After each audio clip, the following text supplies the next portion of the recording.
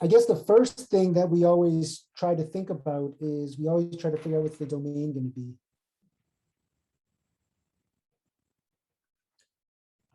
And whenever we work with domain, there's generally two things that can go wrong. You can't have a negative under an even indexed root, like square root or fourth root or eighth root or sixth root. And you can't have a 0 in the denominator. Now, when I look at this, I don't see any radicals. So no even indexed roots. So I don't have to worry about that. But I do see that I'm going to have a 0 in the denominator somewhere. For the 0 in denominator, we can see that x is not allowed to be 1. So when I go and write down the domain of this guy, I'm going to go from negative infinity to 1, and then union 1 to positive infinity. So I know that I'm not going to have anything at 1. In fact, I know that I'm actually going to have a vertical asymptote at 1, but we'll talk about that in a second. Is there any questions about the domain? So the next thing we usually look for is we look for anchor points. That's how I think about it. And the first set of anchor points I look at are intercepts. Okay. So the easiest intercept to find is the Y-intercept. To find the Y-intercept, you set x equal to 0. So we got y is equal to 0 squared over 0 minus 1, that's equal to 0. So our Y-intercept is just going to be the point 0, 0. To get the x-intercept, sorry, you had to solve for y in case that wasn't obvious. To get the x-intercept, you set y equal to 0 and solve for x. Okay. So in this particular case, I got 0 is equal to x squared over x minus 1. Now, anytime you have a fraction equal to 0, that means the numerator must be equal to 0. So this tells you that x squared is equal to 0, which tells you that x is equal to 0. So in both cases, we get the same point, which is 0, 0. So these are our two anchor points. Well, it's just one in this case. You could have more than two. You could have as many as there are intercepts. There can only be one Y-intercept because your function needs to pass the vertical line test. But there could be many horizontal x-intercepts, I should say. Okay. All right, cool. So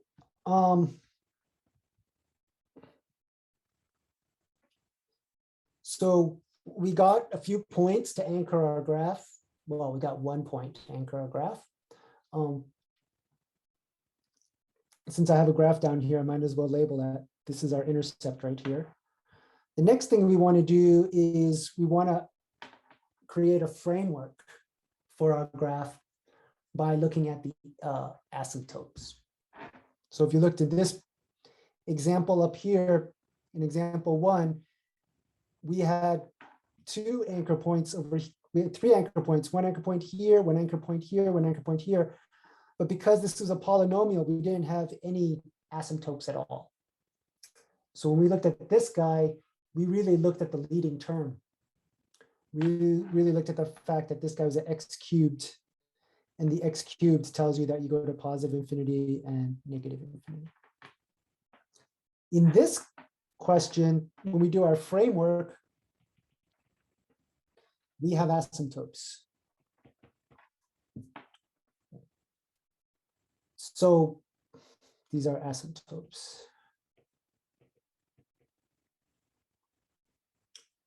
So when I think of asymptotes in this framework, I think of 2 things. I think of vertical asymptotes, And then I think the second thing I think of is behavior at infinity. Or they also call this end behavior. Means the same thing. So how do the vertical asymptotes work? You set the denominator equal to 0. So in this case, I got x minus 1 equal to 0. This means x is equal to 1. This is one of my vertical asymptotes. Okay. So now that I have found that, I'm going to label it down below over here. So I'm going to change my marker to red for vertical asymptote, make it dotted. I'm going to make it a little bit thicker than normal so we can see it. And then something like this. That's our vertical asymptote. Okay. We should label it. This will be x equal to 1. Okay. Any questions so far about this?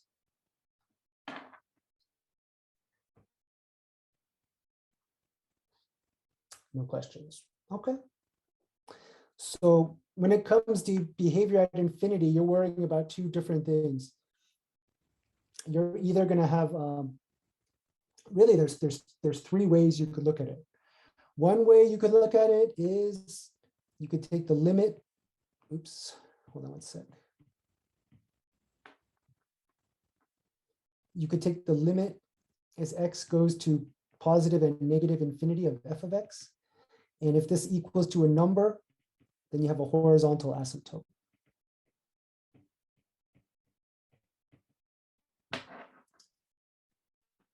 That's the first situation. The second situation is if your function is like a polynomial,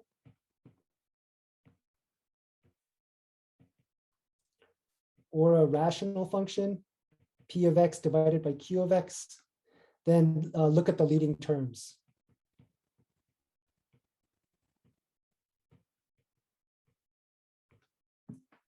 Okay.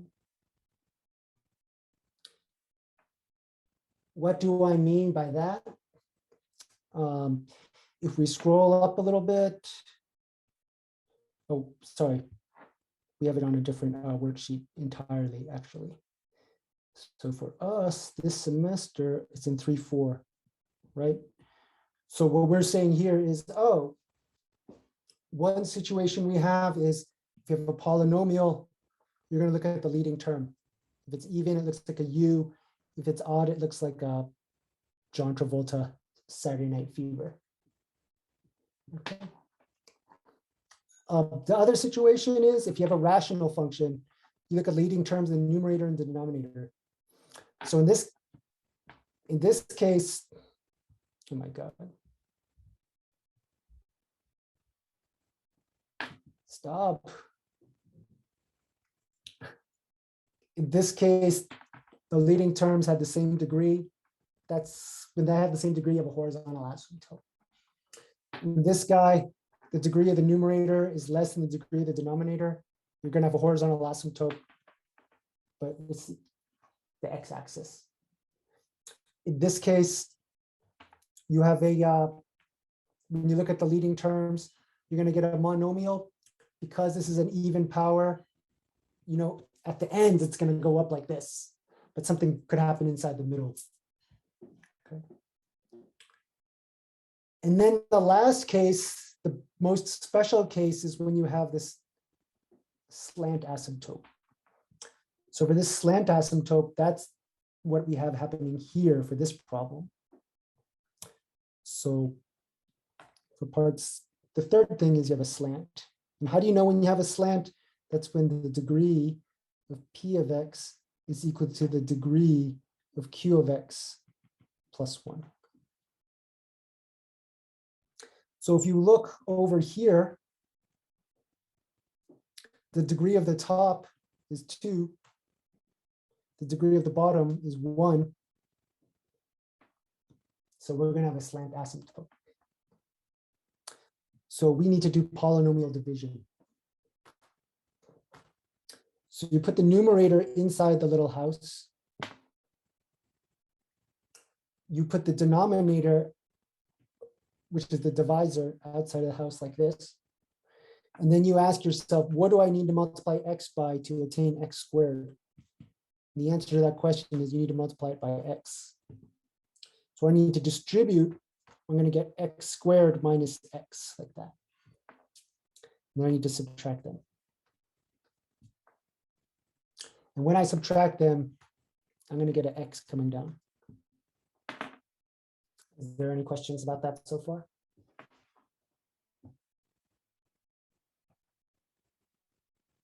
We're not done dividing. How do I know I'm not done dividing? I got to look at the degree of this remainder. If the degree of this remainder is less than the degree of the divisor, you're done. But in this case, the degree of the remainder is the same as the degree of the divisor. That means I can still divide. If I just multiply by 1, then I'm going to be able to get the leading term of the divisor right there. I'm going to have a minus 1 like this. So now when I subtract these guys, I'm going to get a remainder of 1. The degree of 1 is 0. The degree of x minus 1 is 1. So since this guy is a smaller degree than this one, I'm done. So this tells me that my function is really like y equal to x plus 1 plus the remainder 1 over the divisor x minus 1.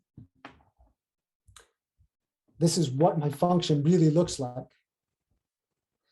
Now, for very small values of x, this term right here has a great effect.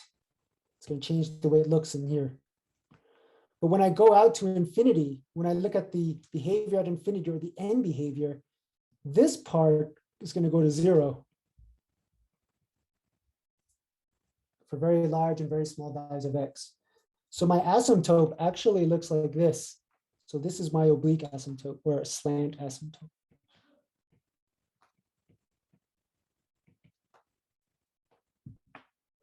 And we know how to graph that line. What does that line look like? There's a y-intercept of 1 and a slope of 1. So if I change my pen like this,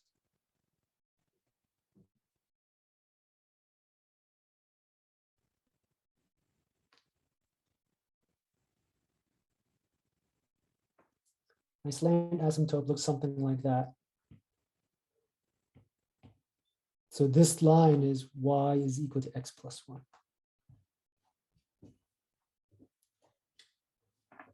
Does that make sense for everybody? Does anybody have any questions so far?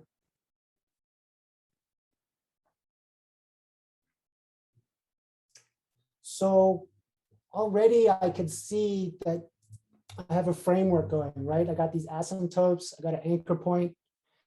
I still need to do some calculus to figure out what's going on detail-wise, but I can totally imagine that this side kind of hugs the asymptote here and comes down like this. That's what I'm guessing right now. I don't know what happens on this side of the graph. Maybe it comes like this. Like maybe it's concave up with a local minimum. Or maybe it comes like this. Maybe it's concave down and increasing the whole time. We won't really know what is happening on this side until we do the calculus stuff. Calculus is really good for local behavior, detailed type stuff, maximums, minimums, inflection points, all that stuff. Okay. All right. So now we're going to jump to the calculus part. So I'm going to erase these 2 degree things. Maybe I could write degree 2 and degree 1. So we'll still remember that. But I need to calculate a derivative. So we need to now calculate f prime. Now I need to use the quotient rule. So the top is going to be 2x. The derivative of the top is 2x. Keep the bottom, which is x minus 1, minus the derivative of the bottom is just 1. And you keep the top thing, which is x squared. And that's all divided by the bottom squared, which is x minus 1 squared.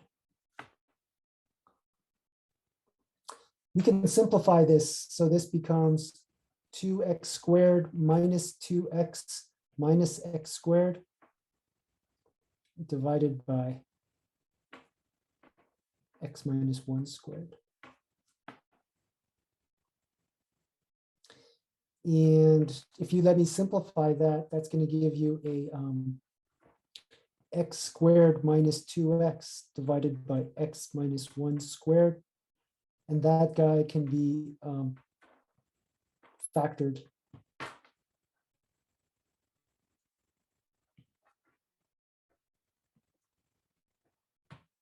So when I factor the numerator, this becomes x over x minus 2, x minus 1 squared. Okay. I am going to change the color of this to green because this is getting to look a little hectic. So if I could use some color, I think it might, you can at least see where different pieces are grouped. When I look at this, how many critical points do you see here? Or how many important points do you see we need to label?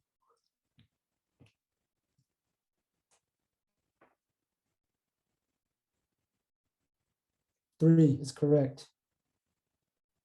Reagan, good. So for this guy, I think it's going to go from negative infinity. Well, let's just write it down, right? We know x equal to 0, x equal to 2, and x equal to 1. So we're going to go from negative infinity to 0. I'm going to go from 0 to 1. I'm going to go from 1 to 2. Oh my God, this problem is taking up too much space. And I'm going to go from 2 to infinity. Put my factors down here. This is x. This is x minus 2. This is x minus 1. And I'll have my f prime down below. So let's do this. Is x, the important point here is 0. X crosses the x-axis at 0. It's like x minus 0. You know, to the right side of the line is positive slope. So to the right, it's going to be positive. To the left, it's negative. So it's positive, positive, positive, negative. This guy splits at 2. So you know, to the right, it's positive. To the left, it's negative. So it's positive on this side. It's negative, negative, negative. X minus 1 splits at 1. It's positive to the right of 1. It's negative to the left of 1. So this is. Isn't it supposed to be x minus 1 squared? Thank you. You saved me because I was about to do something dumb. For sure. For sure. And that's the best for us, right, Reagan? Because those are all positive. So now we see negative times negative is positive, times positive is positive. So this is positive, increasing. This guy is positive times negative is negative, times positive is still negative. So that's negative, so it's decreasing. This guy is positive times negative is negative, times positive is still negative. So it's still decreasing. And this one is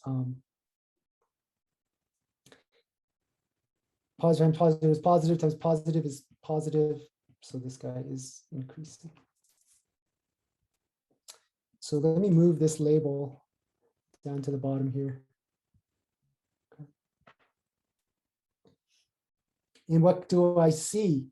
I see that we're going to have a maximum at 0, and we're going to have a minimum at 2.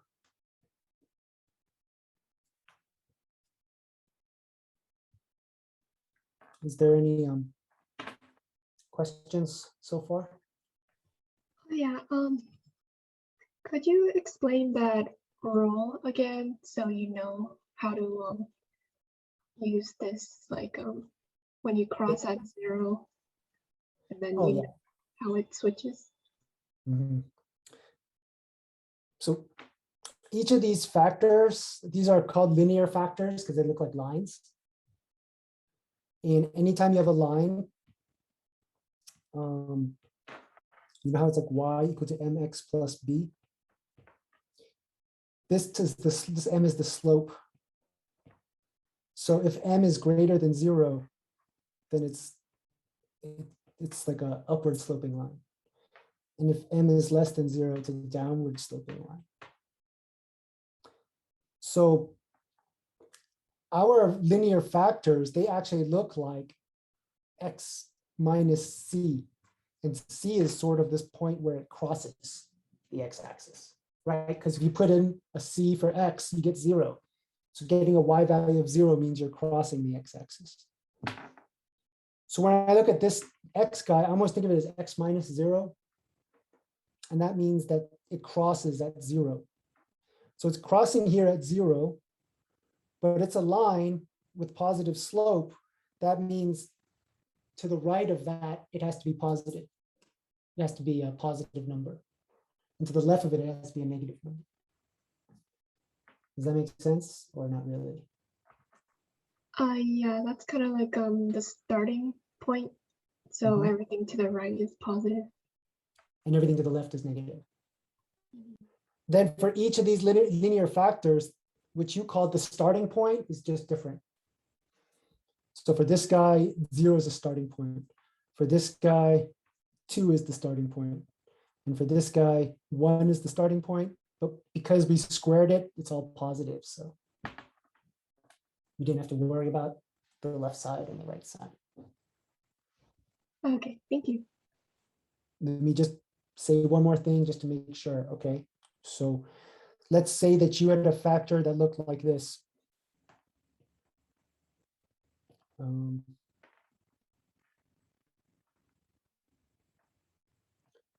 4x minus 2. 4x minus 3. When I look at that, I can see that my intercept is going to be x equal to 3 over 4. I look at the 4 here, that slope is positive. So I know that my line looks something like this. Here's 3 over 4, positive slope looks something like that. So that means anything to the right, it's going to be a positive y value. Anything to the left, it's going to be negative. Does that make sense? Okay. Anybody else have any questions? No.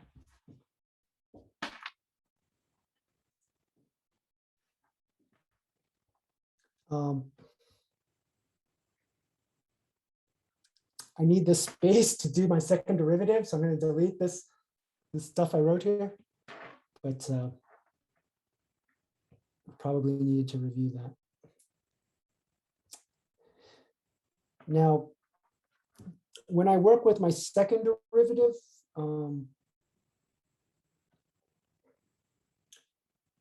for my second derivative, God, it's going to be pretty cramped. Let me take my first derivative and calculate the second derivative elsewhere. So this is my first derivative. Let me copy that.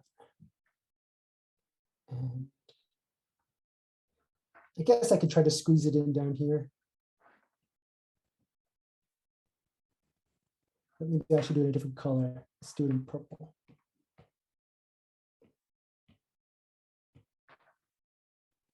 This is your f prime. And I think I'm going to multiply out the bottom because it's easier to take the derivative of a polynomial that's not factored. We could use the chain rule, but I'm going to multiply it out. So this guy is really the same thing as x squared minus 2x over x squared minus 2x plus 1. And I need to use the quotient rule to find the second derivative. So when I go to find the second derivative, it's going to be 2x minus 2. That's the first term. I don't like this. Sorry, I can't squeeze it in here. I gotta move this. I apologize. I needed to, my graph is taking up too much space. Let me add a page at the bottom here. Let me calculate the second derivative here.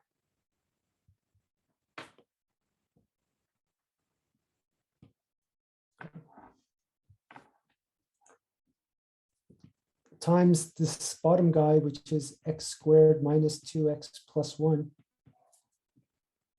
minus the derivative of the bottom is going to be 2x minus 2.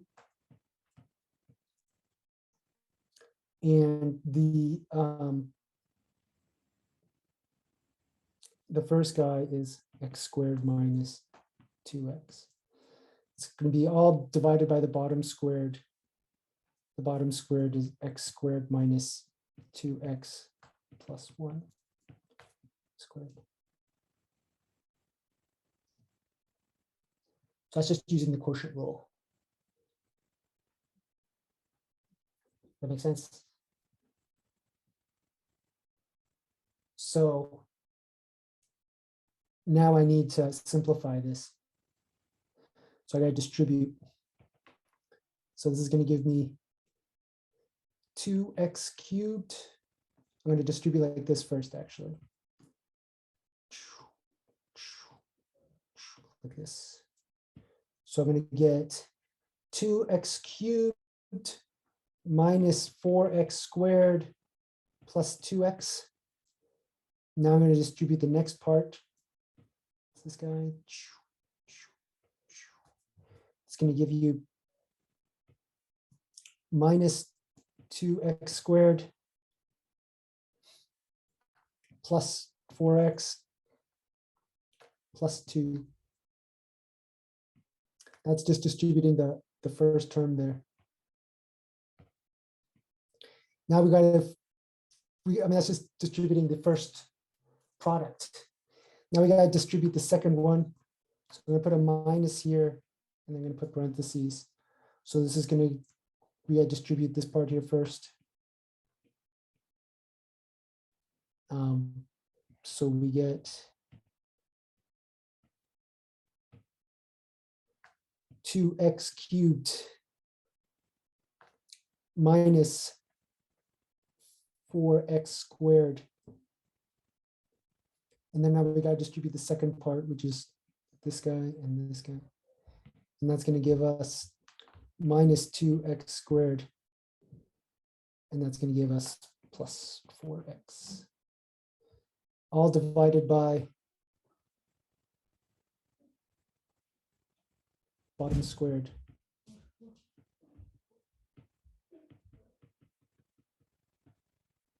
So that's going to be the fourth power. Does that make sense? Oh, Professor, on the numerator, on the last, like before the minus sign, on the second line. Yeah, before you minus the whole thing, the plus 2, I think that's supposed to be a minus 2. On the left, yeah. You're right. Thank you. That's definitely a minus 2. Thanks, for sure. So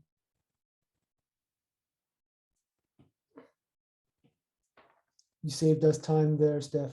I appreciate it. No problem. What I'm going to do is I'm going to distribute the negative. So when I distribute the negative, this becomes positive, and that becomes negative. And then hopefully all sorts of stuff cancels out. Oh, Joe says, why is it to the fourth power instead of squared? It's squared. I accidentally squared it again, Joe, but it was already squared. I just had to copy it down. You're correct.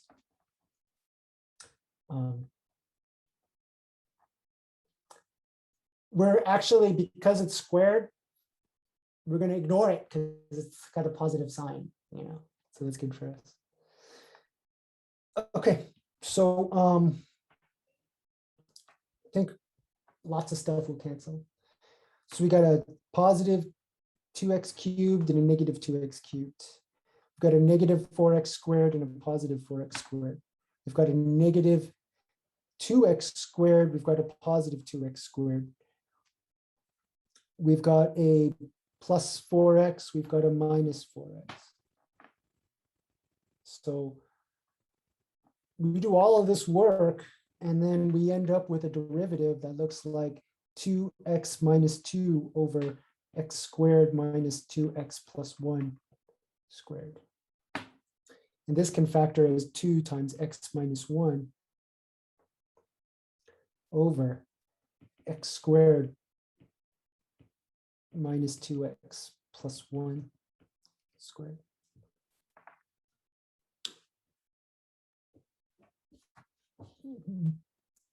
We had actually factored this already. So this inside part, I don't know if you remember, but we had expanded it.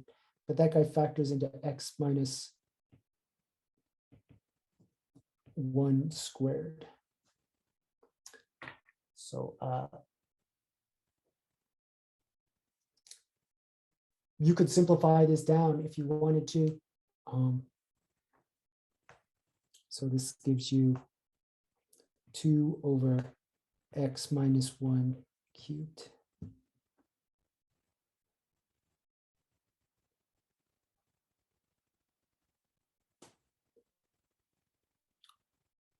So in the end, we're just going to have really only one factor, x minus 1 cubed. And that splits at 1. So you're going to get negative infinity to 1. And you go from 1 to positive infinity. And when this side's going to be positive because the line's going up, and this side's going to be negative, which means your second derivative is going to be negative things make you sad, it's concave down. Positive things make you happy, it's concave up. So this is the part that I really needed for my graph. Let me pause here. Is there any questions about this?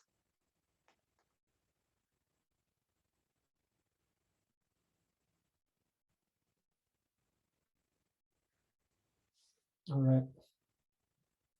So if we go back to our graph here,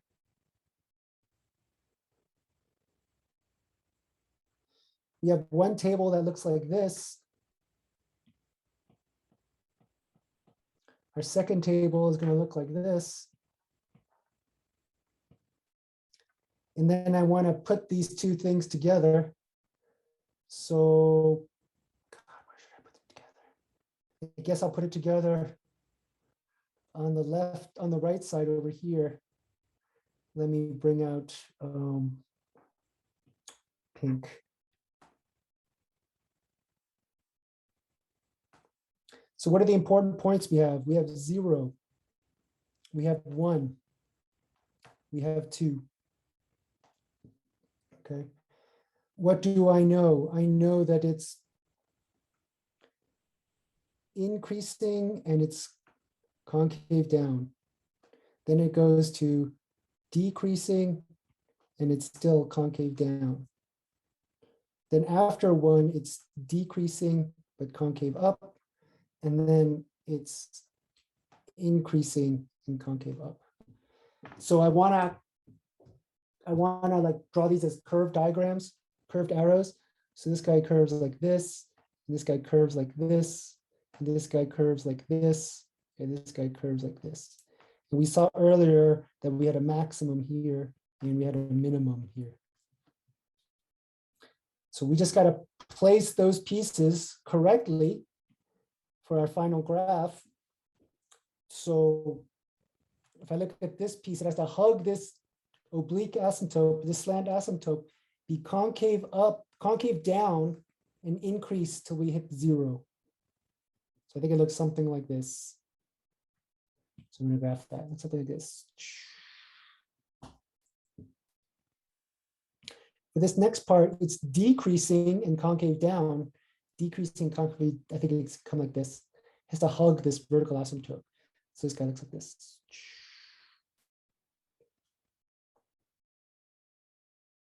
Okay. What's next? I should plot my minimum value. My maximum value is already given, but I should plot my minimum value. So what's our minimum value going to be? To find our minimum value, we need to take 2 and plug it into this point right here. So I don't know where to put it. Put it down here, I guess. We need to calculate what's f of 2. F of 2 is equal to 2 squared over 2 minus 1. It's equal to 4 over 1, which is 4. So when I get my next anchor point at the value of 2, that's going to be 4 right here, like this. So this guy should be decreasing, concave up, and then touch this minimum value. So this guy looks like this.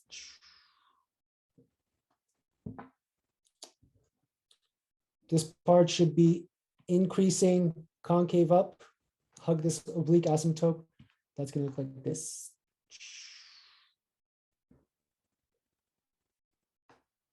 Looks smoother than that. Now we have our graph. We did all that to get this nice little graph. You see how it fits the framework? You got the different anchor points anchoring your graph. It's the basic idea.